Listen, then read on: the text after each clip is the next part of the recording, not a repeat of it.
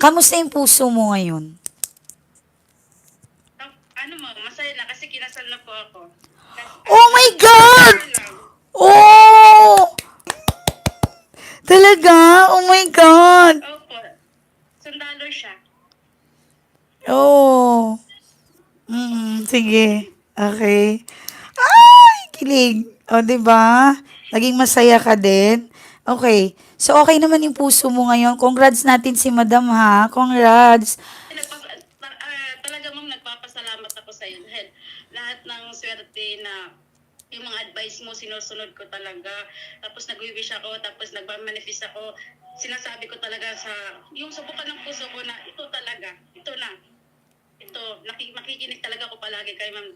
Kaya, pag manood ako ng live mo, talagang masaya ko ma'am. Sobrang, inaabangan talaga kita pag magda-live ka.